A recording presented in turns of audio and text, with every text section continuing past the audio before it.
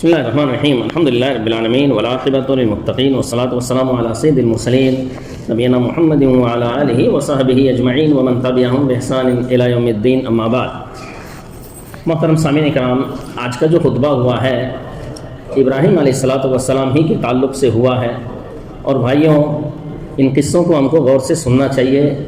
یہ کسی کے بناوٹی قصے نہیں ہیں، یہ قرآنی قصے ہیں جو آپ کے سامنے پیش کیے جا رہے ہیں تاکہ آپ ان سے اپنی زندگی کے اندر سبق حاصل کریں۔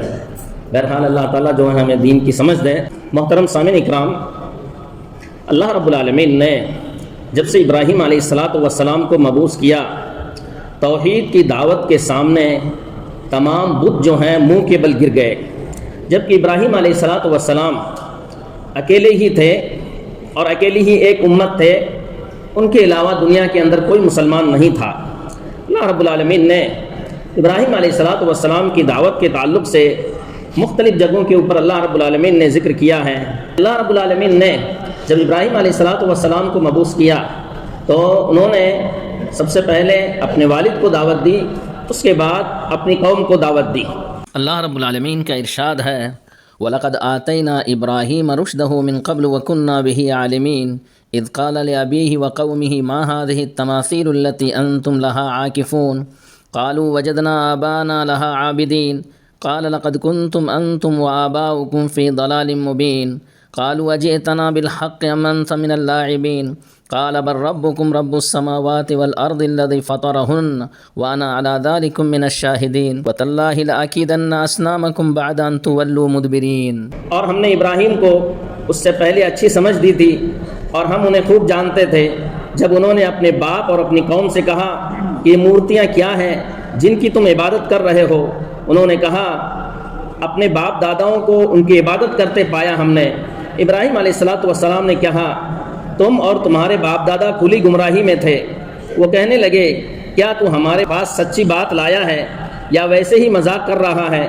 ابراہیم علیہ السلام نے جواب دیا میں مذاق نہیں کر رہا ہوں، بلکہ سچی بات یہی ہے کہ تمہارا پروردگار وہی ہے جو آسمانوں اور زمین کا مالک ہے اور جس نے انہیں پیدا کیا ہے، اور میں اس بات پر گواہی دیتا ہوں اور اللہ کی قسم کھا کر کے کہتا ہوں کہ جب تم پیٹ پھیر کر چلے جاؤ گے تو میں تمہارے بتوں کے خلاف کارروائی کروں گا۔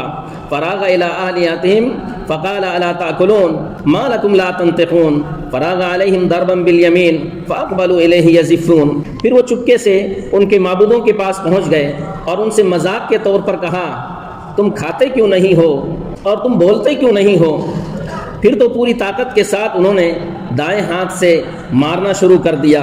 فجعلهم جذاذا الا كبيرا لهم لعلهم اليه يرجعون۔ چنانچہ بڑے بت کو چھوڑ کر باقی سب بتوں کو ابراہیم علیہ السلام نے ٹکڑے ٹکڑے کر دیے تاکہ وہ اس بڑے بت کی طرف رجوع کریں۔ ابراہیم علیہ السلام کو شرک کے خلاف اتنی بڑی طاقت اور ہمت کہاں سے ملی اور اس قدر یقین اور ایمان کہاں سے مل گیا؟ کفر و شرک کی موجوں کے سامنے ابراہیم علیہ السلام اکیلے کیسے کھڑے ہو گئے؟ میرے مسلمان بھائیوں، یہ کوئی تعجب کی بات نہیں ہے، کیونکہ یہی ابراہیم علیہ السلام تمام توحید پرستوں کے امام اور ان کے استاد ہیں اور اللہ رب العالمین کے جگری دوست ہیں۔ واتخذ اللہ ابراہیم خلیلا۔ اور ابراہیم علیہ السلام کی صفات بیان کرتے ہوئے اللہ رب العالمین نے فرمایا ان ابراہیم کان امۃ قانتا للہ حنیفا ولم یکن من المشرکین شاکرا لانعمہ اجتباہ وہداہ الی صراط مستقیم۔ بے شک ابراہیم علیہ السلام رہنما اور ایک امت تھے، اللہ کے فرما بردار تھے، ایک طرفہ مخلص تھے اور مشرکوں میں سے نہیں تھے۔ وہ اللہ کی نعمتوں کا شکر ادا کرنے والے تھے۔ اللہ نے انہیں چن لیا اور سیدھی راہ دکھائی۔ ہم نے انہیں دنیا میں بھی بھلائیاں عطا کی اور آخرت میں تو وہ یقیناً دیندار لوگوں میں سے ہوں گے۔ جب وہ لوگ اپنے میلے سے لوٹ کر کے واپس آئے کہ بت خانے کا جو حال ہے اس کو دیکھ کر کے انہوں نے کہا قالوا من فعل هذا بآلهتنا انه لمن الظالمین قالوا سمعنا فتى يذكرهم يقال له ابراہیم قالوا فأتوا به على اعین الناس لعلهم يشهدون۔ وہ کہنے لگے ہمارے معبودوں کا یہ حال کس نے کر دیا؟ بلا شبہ وہ بہت بڑا ظالم ہے۔ بعض لوگ کہنے لگے کہ ہم نے ایک نوجوان کو ان بتوں کا ذکر کرتے ہوئے سنا تھا جس کا نام ابراہیم ہے۔ سب نے کہا اچھا اسے مجمع میں لوگوں کے سامنے لا کر کے حاضر کرو تاکہ سب دیکھ لیں۔ لوگوں نے پوچھا اے ابراہیم کیا تو نے ہمارے معبودوں کا یہ حال بنایا ہے؟ ابراہیم علیہ السلام نے جواب دیا بلکہ اس بڑے بت نے یہ کیا ہے، اگر یہ بول سکتے ہو تو ان سے پوچھ لو۔ پھر انہوں نے اپنے دل میں اس بات پر غور کیا اور آپس میں ایک دوسرے سے کہنے لگے کہ در حقیقت تم ہی لوگ ظالم ہو۔ پھر فوراً ہی اعتراف حقیقت سے مکر گئے اور کہنے لگے کہ تم جانتے ہو کہ یہ بول نہیں سکتے ہیں۔ ابراہیم علیہ السلام نے کہا تو کیا تم لوگ اللہ کے سوا ان کی عبادت کرتے ہو جو نہ تمہیں کوئی نفع پہنچا سکتے اور نہ نقصان؟ افسوس ہے تم پر اور ان چیزوں پر جن کی تم عبادت کرتے ہو اللہ رب العالمین کے علاوہ، کیا تم سمجھتے نہیں؟ وہ بولے اگر تمہیں کچھ کرنا ہے تو ابراہیم کو جلا ڈالو اور اس طرح اپنے معبودوں کی مدد کرو۔ علامہ ابن کثیر رحمہ اللہ نے فرمایا کہ جب ان پر حجت قائم ہو گئی اور اس پاک صاحب بات کا جواب ان کے پاس کچھ نہیں تھا تو تنگ آ کر دشمنی اور اوچھے پن پر اتر آئے اور کہنے لگے ایک مکان بناؤ، اس میں آگ جلاؤ اور دہکتی ہوئی آگ میں اسے ڈال دو۔ عبداللہ بن عباس رضی اللہ عنہما فرماتے ہیں کہ انہوں نے چاروں طرف ایک ایسی دیوار بنائی جو 30 فٹ اونچی اور 20 فٹ چوڑی تھی اور انہوں نے اس کے اندر آگ بھر دی اور ابراہیم علیہ السلام کو اس میں ڈال دیا۔ اللہ رب العالمین نے فرمایا فَأَرَادُوا بِهِ كَيْدًا فَجَعَلْنَاهُمُ الْأَسْفَلِينَ، انہوں نے ابراہیم علیہ السلام کے ساتھ مکر اور چال بازی کرنی چاہی تو ہم نے انہیں نیچا دکھا دیا۔ وہ کفار ابراہیم علیہ السلام کو بہت بری طرح زندہ جلا کر قتل کرنا چاہتے تھے، مگر اللہ رب العالمین نے ان کی چالوں کو انہی کی گردنوں میں ڈال دیا اور وہ اپنی چالاکی میں کامیاب نہ ہو پائے۔ اتنی ایسی مصیبتیں ہیں جو مومنوں کو چاروں طرف سے گھیر لیتی ہیں، مگر وہی مصیبتیں ایمان کو زندہ کر دیتی ہیں، اللہ سے فریاد میں تازگی پیدا کر دیتی ہیں اور بڑی بھلائیاں لے کر لوٹتی ہیں، جبکہ اصل میں تو وہ بہت بڑی خطرناک بلا ہوتی ہے۔ جب ابراہیم علیہ السلام آگ میں پھینکے گئے تو ان کی زبان پر یہ کلمہ تھا حسبی اللہ و نعم الوکیل، میرے لیے میری مدد کے اعتبار سے اللہ رب العالمین کافی ہے اور وہ بہت بہترین کام بنانے والا ہے۔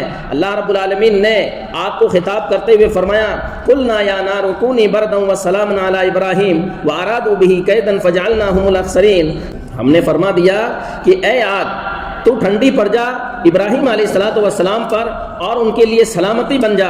گو انہوں نے ابراہیم علیہ السلام کا برا چاہا لیکن ہم نے انہیں ناکام بنا دیا۔ اللہ تعالیٰ نے ابراہیم علیہ السلام کی بنا پر ان کی سب ہوشیاریوں کو کھیل ہی پلٹ دیا۔ یہی اللہ تعالیٰ ہے جو پوری طاقت اور کامل ارادے والا ہے۔ اس سے پتہ چلتا ہے کہ ابراہیم علیہ السلام کا کتنا اونچا مقام اللہ رب العالمین کے نزدیک ہے۔ اللہ رب العالمین نے فرمایا وقال انی ذاہب الی ربی سیہدین، ابراہیم علیہ السلام نے کہا کہ میں اپنے پروردگار کے طرف جا رہا ہوں، وہ مجھے سیدھا راستہ بتائے گا۔ صحیح بخاری اور صحیح مسلم میں ہے کہ رسول اللہ صلی اللہ علیہ وسلم نے صحابہ اکرام کے سامنے سارہ رضی اللہ تعالیٰ عنہا جو ابراہیم علیہ السلام کی بیوی تھی ان کا قصہ بیان کیا۔ فرمایا اللہ کے رسول صلی اللہ علیہ وسلم نے سیدنا ابراہیم علیہ السلام ایک ظالم بادشاہ کے ملک میں پہنچے، ان کے ساتھ ان کی بیوی سیدہ سارہ بھی تھی اور بڑی خوبصورت تھی۔ انہوں نے اپنی بیوی سے کہا کہ اس ظالم بادشاہ کو اگر معلوم ہوگا کہ تو میری بیوی ہے تو مجھ سے چھین لے گا اور مجھے قتل بھی کر دے گا، اس لیے اگر وہ پوچھے تو کہنا کہ میں اس شخص کی بہن ہوں، تو اسلام کے رشتے سے تو میری بہن ہی ہے۔ یہ سب کچھ جھوٹ نہ تھا، اس لیے کہ ساری دنیا میں آج میرے اور تیرے سوا کوئی مسلمان نہیں ہے۔ جب سیدنا ابراہیم علیہ السلام اس ظالم کے علاقے سے گزر رہے تھے تو اس ظالم بادشاہ کے کارندے اس ظالم بادشاہ کے پاس پہنچے اور بیان کیا کہ تیرے ملک میں ایک ایسی عورت آئی ہے جو تیرے سوا کسی کے لائق نہیں ہے۔ اس نے سیدہ سارہ کو بلا بھیجا، وہ گئیں تو سیدنا ابراہیم علیہ السلام نماز کے لیے کھڑے ہو گئے، اللہ سے دعا کرنے لگے اس کے شر سے بچنے کے لیے۔